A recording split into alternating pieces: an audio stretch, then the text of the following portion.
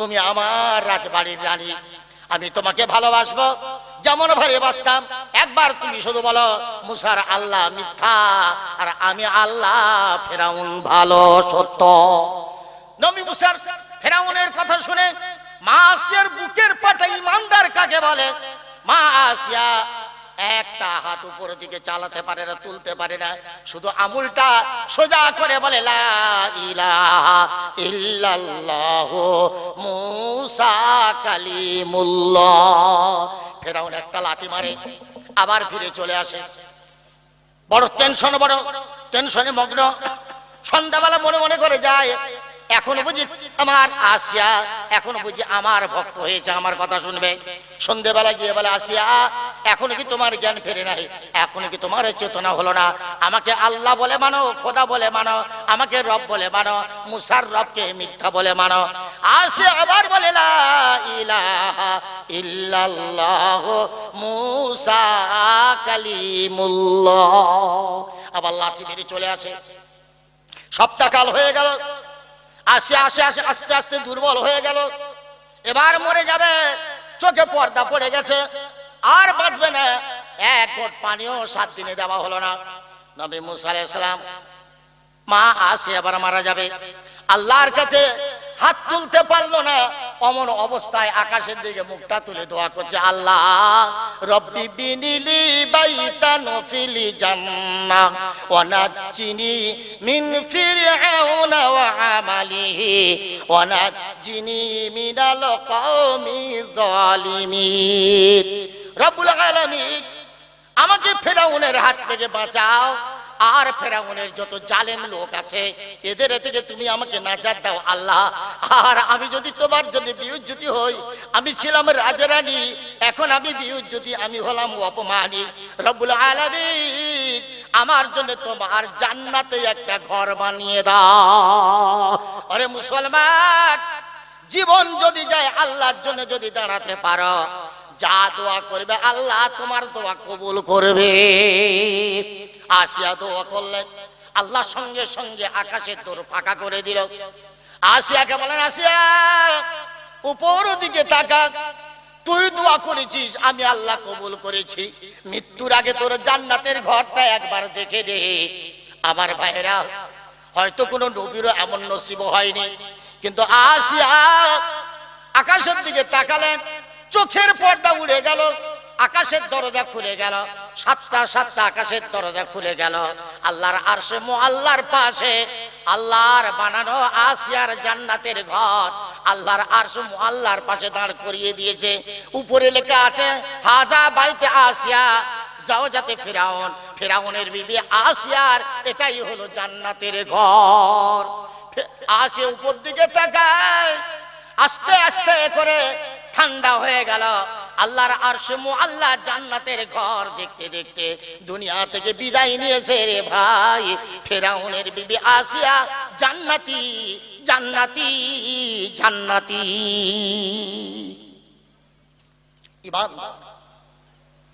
ইমানদারের কাছে যত বাধা বিপত্তি আসুক, আল্লাহর হুকুম পালন করতে কোনো দেরি করে না। সুতরাং ইমানদারের 7 নম্বর কোয়ালিটি কি কি বলেছি? আমিরুনা বিল মারুফ ওয়া নাহুনা আনিল মুনকার। নামাজ পড়তে হবে, নামাজের দাওয়াত দিতে হবে, এটা হলো ইমানদারের 7 নম্বর কোয়ালিটি। আমিরুনা বিল মারুফ ওয়া নাহুনা আনিল মুনকার ওয়াল হাফিজুনা লিহুদুদিল্লাহ। 8 নম্বর কোয়ালিটি হলো মুমিনের, সেটা হলো এই মুমিনকে আল্লাহ যতদূর হুকুম করেছে সে হুকুম পালন করবে, বাড়াবাড়ি করবে না, কমিও করবে না। ইসলাম যেটা দিয়েছে যে পর্যন্ত ওইটাই রাখতে হবে, ওর বাড়াবাড়ি করতে পারবে না। তুমি যত বড় মাওলানা হও, যত বড় বক্তা হও, যত বড় বুজুর্গ হও, আল্লাহর সীমা থেকে লঙ্ঘন করতে পারবে না, একটু বাড়াবাড়ি করতে পারবে না। যে পর্যন্ত ওই পর্যন্ত। হাত আল্লাহ বলেছে কোনাই পর্যন্ত ধোও, তুমি বগল পর্যন্ত ধুতে পারবে না, বেদাত। আল্লাহর নবী বলেছেন 3 বার ধো, তুমি যদি বলো গরমের সময় 5 বার ধোবে, বেদাত। সুতরাং ফজল পানি খরচ করলে ইসলাম যেখানে যে বাউন্ডারি দিয়েছে ওই বাউন্ডারি মানার নাম হলো তুমি মুমিন। সুতরাং আল হাফিজুনা হুদুদিল্লাহ, আল্লাহ যে পর্যন্ত হদ দিয়েছে, রেখা দিয়েছে, সীমা দিয়েছে, এই সীমা লঙ্ঘন করতে পারবে না। আমি এ বিষয়ে দেশের ছেলে হলো বলবো মনে করছি, কিন্তু লজ্জায় বলতে পারছি না, আমি বলবো না, কিন্তু খুব গুরুত্বপূর্ণ কথা। মা বোনেরা এই ভুলটা অহরহ করে, কিন্তু শিক্ষার তো লজ্জা নাই, তবুও বলবো, দেবে দুটো গাল দেবে, আর কি করবে। মা বোনদের মাসে মাসে মেন্স হয়, আমি অনেক জায়গায় খবর দিয়ে নিয়েছি, অনেক মেয়ে আমার কাছে ফোন করেছি বিভিন্ন জায়গা থেকে। মেন্সের পরে কাপড় পরিষ্কার করে সাবান দিয়ে তারপরে নামাজ ধরবে, তার জন্য 15 দিন চলে যায়, 10 দিন চলে যায়। আমি বারবার যারা ফোন করেছে আমি তাদেরকে আকুতি কাকুতি মিনতি করে বলেছি। আজকে অনেক মা বোন আছে, তাদেরকেও বলছি, আমরা গাল খাবো, আপনারা গাল দেবেন, আর আমি জান্নাতের সব পাবো ইনশাআল্লাহ। এই হক কথা, সত্য কথা মশলা বলার জন্য। আপনার নামার মেন্স যদি বন্ধ হয়ে যায়, জোহরের 1 ঘন্টা আগে, 1 ঘন্টাও নয়, আপনি গোসল করে জোহরের 4 রাকাত ফরজ পড়তে পারবেন। এতটুকু সময় যদি আপনি পান, আপনাকে গোসল সেরে, ফরজ গোসল সেরে আপনাকে তাড়াতাড়ি 4 রাকাত ফরজ নামাজ পড়তে হবে, এটা আল্লাহর হুকুম। আপনি কাপড় পরিষ্কার করবেন, আপনি কাপড়ে আতর মারবেন, আপনি তাকে প্রেস করবেন, ও সময় আমার আল্লাহ তোমাকে দেয়নি আর দেবে না। ভালো করে কান খুলে শুনে নাও, 5 ওয়াক্ত নামাজি, তাহাজ্জুদ গুজার নামাজি এমনও নারী আছে, কিন্তু এই জায়গায় তারা ঢিলেমো করে। আজকে তো সবই মেন্স বন্ধ হলো, আচ্ছা ঠিক কাল থেকে ধরবো, আজ তো কাপড় পরিষ্কার হয়নি, পরশু দিন থেকে ধরবো, এটা ঢিলেমো। এই জন্য তোমাকে জাহান্নামে যেতে হবে, আল্লাহর কাছে জবাব দিতে হবে। 1 ওয়াক্ত নামাজ কাজা করা যাবে না। আসরের নামাজের যদি 10 মিনিট 20 মিনিট আগে মেন্স বন্ধ হয়, সঙ্গে সঙ্গে গোসল করে যদি তুমি নামাজে দাঁড়াতে পারো, 4 রাকাত ফরজ নামাজ যদি আদায় করতে পারো, তুমি যে কোনো মহিলা হও না কেন, তোমাকে দাঁড়িয়ে নামাজ আদায় করতে হবে, তবে তোমার বাঁচাও, নচেত তোমার বাঁচাও নেই। আশা করলাম একটা অত্যন্ত গুরুত্বপূর্ণ কথা আমি মা বোনদের জন্য বলেছি। আল্লাহ পাক আপনাদেরকে আমল করার তৌফিক দান করুন, আর আমাকে সব কথা বলারও আল্লাহ তৌফিক দান করুন। সুতরাং আল হাফিজুনা হুদুদিল্লাহ, আল্লাহ বলেছেন মেন্স যদি তোমার বন্ধ হয়ে যায়, বন্ধ হওয়ার পরে যদি নামাজ পড়া 4 রাকাত সুন্নত না, যদি 4 রাকাত ফরজ রাকাত নামাজ আদায় করার মতো সময় থাকে, তোমাকে নামাজে দাঁড়াতে হবে, নামাজ আদায় করতে হবে। তা নাহলে ওই যে কত কোটি আছে জাহান্নামের আগুনে তোমাকে জ্বলতে হবে। সুতরাং আমার ভাইদের কাছে বলবো, যুবকদের কাছে বলবো, আমাদের মসজিদ বড় হচ্ছে, মসজিদ 2 তলা হচ্ছে, নামাজি কম হচ্ছে, এজন্য নামাজ পড়া ধরো। জলসা তখনও কাজ আসবে যখন তোমরা নামাজ পড়বে, কোরবানি তখন কাজ আসবে যখন তোমরা নামাজি হবে। আল্লাহর নবী বলেছেন নামাজের গুরুত্ব দিতে, আমি কোরবানি দিতে মানা করছি না, নামাজের গুরুত্ব দিতে আল্লাহর নবী বলেছেন, যার নামাজ নাই তার কোরবানি নাই। বিশাল সওয়াবের কাজ কোরবানি। একটা গরু 70,000 টাকা দাম, তার গায়ে যত লোম থাকবে প্রতি লোমের পরিবর্তে আল্লাহ সওয়াব দেবেন এই কোরবানি দাতার আমলনামায়। কি বিশাল সওয়াব! আল্লাহর নবী বলেছেন কোরবানির দিনে কোরবানির থেকে উত্তম আমল আর কিছু নাই, ইবাদত কিছু নাই। কিন্তু আল্লাহ বলেছেন, আল্লাহর নবী আবার বলেছেন যে কোরবানি দাতা তার কাছে যদি নামাজ না থাকে, তার কোরবানির কোনো মূল্য আল্লাহ দেয় না। আপনি ভেবে দেখুন নামাজটা কত গুরুত্বপূর্ণ নামাজ। সেজন্য আমি আপনাদের কাছে অনুরোধ করব, আমি যে প্রথম দুটো একটা আয়াত আর বলে আমি তাড়াতাড়ি আপনাদের সেরে দেবো, দোয়া করে দেবো ইনশাআল্লাহ। ওই যে প্রথম আয়াত পড়েছিলাম, কি তুমিনুনা বিল্লাহি ওয়া রাসূলিহি ওয়া তুজাহিদুনা ফি সাবিলিল্লাহি বিআমওয়ালিকুম ওয়া আনফুসিকুম। 1 নম্বর হলো আল্লাহ বিশ্বাসী ইমানদারের 2টি চাকা বলেছে। একটা চাকা হলো আল্লাহ বিশ্বাসী, 2 নম্বর চাকা হলো রসুলে বিশ্বাসী। আমি আল্লাহকে মানবো, রসুল মানবো না, ইমানদার হতে পারবে না। তুমি রসুলকে মানবে, আল্লাহকে মানতে পারলাম না, তুমি ইমানদার হতে পারবে না। আল্লাহকেও মানতে হবে, এই পৃথিবীর খালিক মালিক রুজি দাতা আল্লাহ হিসাবে আল্লাহকে মানতে হবে। আর একটা মানতে হবে রসুলকে, পৃথিবীর পথ প্রদর্শক হলো নবী মুহাম্মদ রাসূলুল্লাহ সাল্লাল্লাহু আলাইহি ওয়াসাল্লাম। আমার আগের বক্তা মনে হয় এই বিষয়ে কিছু কথা বলেছেন, তবু আমি বলবো আল্লাহর নবীকে কেন মানবো আমরা? আল্লাহর নবী হলেন 1 নম্বর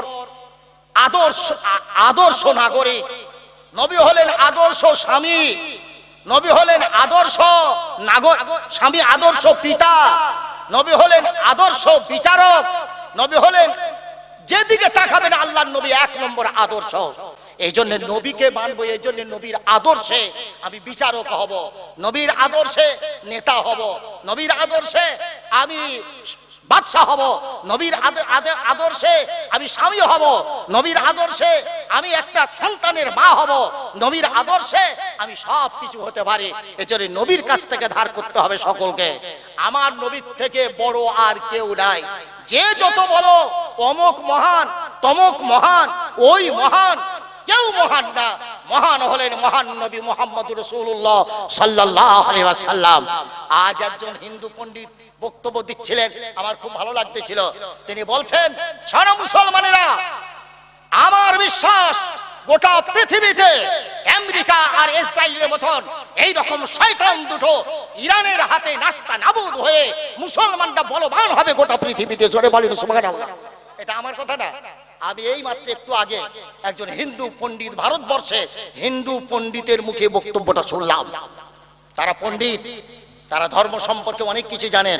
তারা বলছে পৃথিবীতে মুসলমানরা মাথা তুলবে কখন? যখন এই আমেরিকার মতন একটা দুষ্টু দুরাচার আর নেতানিয়াহুর মতন দুষ্টু দুরাচার হিংসুক এরা যেদিন যদি পরাস্ত হতে পারে। তবে আমার নজরে, সে বলছে, আমার নজরে আমি দেখছি ইরানের কাছে এই দুটো জ্বলন্ত শয়তান এরা দুনিয়া থেকে মিটে যাবে। পৃথিবীতে আর মাথা তুলে কোনোদিন কথা বলতে পারবে না। শুধু উনি না, হাজার মানুষের এমন ধারণা এসেছে। আল্লাহ কবুল করুন। আমিন বলছেন? আমি বলিনি কিন্তু বলতে, আমি দেখলাম যে আপনাদের কতটুকু গুরুত্ব আছে। আজকের ইরানের লড়াই গোটা পৃথিবীর মুসলমানের জন্য লড়াই, আমাদের মান সম্মানের লড়াই, গোটা পৃথিবীর মুসলমানের মাথা উঁচু করা লড়াই। জওয়ান ছেলেদের জন্য একটা কথা বলে দিই, নেট খুললে কেউ কেউ কোনো মৌলবী মুখে দাঁড়িয়ে আছে, মাথায় টুপি। মৌলবী খুব সহজ হয়ে গেছে এখন। আগে যেমন ডাক্তারের ব্যাগ বইলে ডাক্তার হয়ে যেত, এখনো ঠিক ওই রকম কিছু আছে। মাথায় টুপি আর লম্বা জামা দিলেই মৌলবী, পড়ার দরকার নাই। কিছু কিছু মৌলবী বলতে যে ও তো শিয়া, ও আয়াতুল্লাহ খামেনি মারা গেছে, জাহান্নামে যাবে, অমক তমক ফন্না। আমি ওরে গাধা, সে তো মুসলমানের জন্য লড়াই করেছে, ওর সাথে আমেরিকার কোনো লড়াই হয়নি। ইরানের সাথে নেতানিয়াহুর ইসরায়েলের কোনো ঝামেলা হয়নি। তারা ঝামেলা করেছে কার উপরে? ফিলিস্তিনি মুসলমানের উপরে, গাজার মুসলমানদের উপরে। তারা তো ইমানদার মুসলমান, তারা আল্লাহওয়ালা, তাদেরকে নাস্তা নাবুদ করে দিয়েছে, তাদের খাবার কিছু রাখেনি, তাদের বারবার নাস্তা নাবুদ করে দিয়েছে। এত আরব ছিল, আরব লীগ ছিল, জর্ডন ছিল, পাকিস্তান ছিল, কারুর সাহস হয়নি কথা বলা। কথা বলেছে ওই বাঘের বাচ্চা, ওই সিংহ শাবক আয়াতুল্লাহ খামেনি, বাঘ বুক চিতিয়ে দিয়ে ওই গাজার মুসলমান ফিলিস্তিনি মুসলমানের জন্য লড়াই করেছে। আমার কথাটা ঠিক না ভুল? ঠিক। তাহলে তুমি ওকে এখনো কাফের বলবে? এখনো বলবে? ও তো বলতে সারা মুসলমানরা মরতেছে মরুক, ওরা তো শিয়া না, আমি শিয়া, আমি কেন ওর জন্য লড়াই করব? কিন্তু মুসলমানদের পাশে দাঁড়ালো, শহীদ হয়ে গেল। সারা দুনিয়া বলতেছে শহীদ হয়ে গেছে, শহীদ হয়ে গেছে। আল্লাহ তার শহীদি মর্যাদা দান করুন, জোরে বলেন আমিন। সুতরাং তার ছেলেকেও তৈরি করে রেখে গেছে, আলহামদুলিল্লাহ। কিছুতেই জিহাদ লড়াই বন্ধ হওয়ার কোনো জায়গা নাই। আজ বলতে হবে তোমাকে তিনটে শর্ত মানতে হবে। সমস্ত যা তোমার আমার উপরে তুমি যা নিষেধাজ্ঞা করেছো সব নিষেধাজ্ঞা তুলে দিতে হবে। ফিলিস্তিনের মুসলমানদের স্বাধীনতা দিতে হবে, গাজার মুসলমানদের স্বাধীন রাষ্ট্রের স্বাধীনতা দিতে হবে। এই পর্যন্ত ৭০ বছর তুমি আমেরিকার নেতানিয়াহু ওদের স্বাধীন রাষ্ট্রের তুমি অনুমতি দাওনি, অথচ ওদের দেশে তোমরাই রয়েছো, তোমরা ওদেরকে দেশ ছাড়া করেছো। এই স্বাধীনতা, স্বাধীন রাষ্ট্র তোমাদের দিতে হবে। এই জন্য যদি দিতে পারো আমি যুদ্ধ বন্ধ করব। আলহামদুলিল্লাহ এই জায়গায় আসবে ইনশাআল্লাহ। আমাদের ভারত সরকার, আমি সেই সরকারের মানুষ, বেশি বলতে পারিনি, তবে খুব বলতে ইচ্ছা করছে। সরকার যে নেতানিয়াহুর পিছনে পড়েছিল, তুমি বলেছো আমার ফাদারল্যান্ড হলো ইসরায়েল আর মাদারল্যান্ড হলো ভারত। তাহলে তোমার বাপের দেশ ইসরায়েল, সে পাপের দেশের ইসরায়েলে তুমি এত খুশি এত মানো, অথচ সেখানে 12 লক্ষ হিন্দু আছে, একটা মন্দির বানায়নি। তুমি কত হিংসু একটা প্রধানমন্ত্রী তুমি। আর 20,000 হিন্দু আছে ইরানে, 12টা মন্দির। কথা বোঝাতে পারলাম? 20,000 কোথায়? ইরানে 20,000-এর জন্য 12টা মন্দির। আর 12 লাখ হিন্দু ভারতবাসী প্রবাসী হয়ে আছে ইসরায়েলে। নেতানিয়াহুর সাথে এত তোমার দহরম মহরম, তুমি একটা মন্দির বানায়নি। তারা বোঝা গেল তোমাকে উপেক্ষা করে চলেছে। আমরা মুসলমান, আমাদের তুমি মূল্যায়ন করলে না। এখন প্রতিদিন মুসলমানদের মারতেছে, দিল্লি, উত্তরপ্রদেশ, ঝাড়খণ্ড, যেখানে ইচ্ছা পাচ্ছে মুসলমানদের মারতেছে, চোখের পানি থাকে না। প্রধানমন্ত্রী তুমি যদি একবার বলো মুসলমানদেরকে আর এমন মেরো না, এদেরকে মূল্যায়ন করো, তোমার একবারের কথাতে মুসলমানদের মূল্যায়ন হয়ে যায়। ওই ছেঁচড়া কুকুর, রাস্তার কুকুরগুলো মুসলমানদের ধরে মারে না, কিন্তু তুমি একবারও বললে না। অথচ তুমি কি করলে? যখন হরমুজ প্রণালী বন্ধ হয়ে গেল, তেল আসার রাস্তা, তুমি তখন লম্বা লাইন দিলে। লাইন দিয়ে তোমাকে বললো ঠিক আছে তেল দিতে পারি, তবে তোমার জন্য না, ভারতের মুসলমানদের জন্য তেল দেবো। সুবহানাল্লাহ বলবেন না? কি মুসলমান কারা? নেতা আয়াতুল্লাহ খামেনি মরার পরে সারা পৃথিবীর যত রাষ্ট্রনায়ক মরে যায়, তাদের জন্য পৃথিবীর সব রাষ্ট্রনায়ক দুঃখ প্রকাশ করে, শোক প্রকাশ করে। কিন্তু আয়াতুল্লাহ খামেনি মরে গেছে, পৃথিবীর সব শোক প্রকাশ করেছে, কিন্তু আমাদের প্রধানমন্ত্রী শোক প্রকাশ করেনি। তার জন্য অনেক মন্ত্রীরা, রাজ্যমন্ত্রীরা তারা প্রতিবাদ করেছে যে আমাদের দেশের প্রধানমন্ত্রী এত নিষ্ঠুর যে একটা মানুষ মারা গেলে এভাবে তার জন্য শোক প্রকাশ করলো না। তবে শোনো মোদি, তোমার জন্য তেল দেবো না, তবে আমি দেবো কার জন্য? ভারতের যে মুসলমানগুলো আমার বাবা মারা গেছে তার জন্য যে শোক প্রকাশ করেছে, রাস্তায় নেমেছে, স্লোগান দিয়েছে, রাস্তা পথ এ করেছে, আমি ওদের মহব্বতে তেল দেবো। কথাটা কি বোঝাতে পারলাম? সুবহানাল্লাহ বললেন না? সুবহানাল্লাহ। আমাদের জন্য মোদি তুমি তেল পেয়েছো, আর আমাদের নাগরিকত্ব কেটে তুমি ভোটে জিতে তুমি আবার পশ্চিম বাংলা জিততে চাচ্ছ। ইনশাআল্লাহ পারবে না, ইনশাআল্লাহ। যাই হোক, আমি আর ওদিকে যাব না। এখন এই জলসা আলহামদুলিল্লাহ আমাদের গ্রামে এখন তাহলে দুটো জলসা সামনে এসেছে, বড় জলসা। একটা নদীর পাড়ের দিকে, আর একটা এটাও বলবৎ থাকবে বলে আমার কাছে খুব অনুরোধ বিনয় করেছে। হুজুর আপনি দোয়া করবেন, শেষ দোয়া আপনার জন্য আমরা রেখেছি, আপনি দোয়া করবেন। আর আমাদের জলসাটা যাতে বছর বছর আমরা দিতে পারি তার জন্য দোয়া করবেন। আলহামদুলিল্লাহ, আপনারা রাজি আছেন ইনশাআল্লাহ? ভাই করুক না ছেলেরা, আজ না নামাজ পড়লে আগামীকাল পড়বে ইনশাআল্লাহ। জি ঠিক তো নাকি?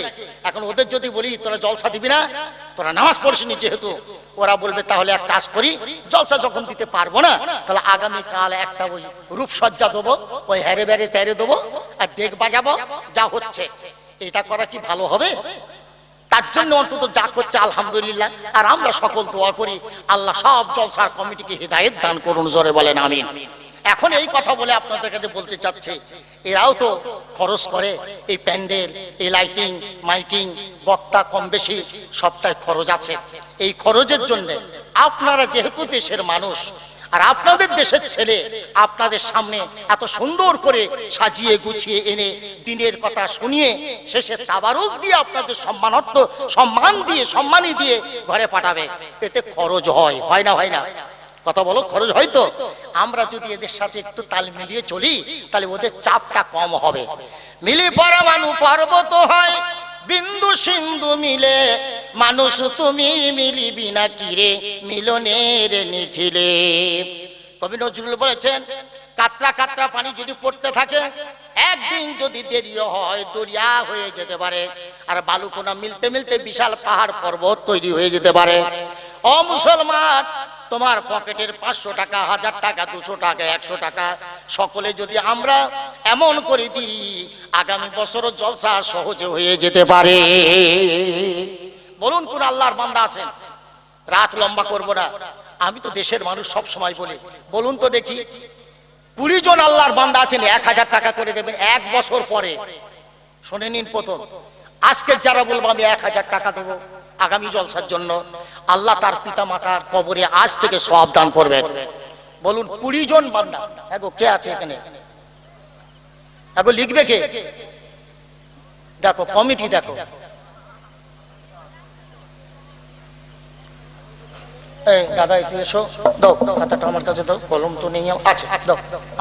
আপনি যদি একটা ভালো মনের মানুষ হন তাহলে ভিডিওতে একটি লাইক অ্যান্ড চ্যানেলটিকে সাবস্ক্রাইব করুন। আর হ্যাঁ বন্ধুরা, আমি এটা বলি যে সাবস্ক্রাইব করতে কোনো টাকা লাগে না, তাই কিপটামো না করে একটা লাইক এবং একটা সাবস্ক্রাইব করে দাও।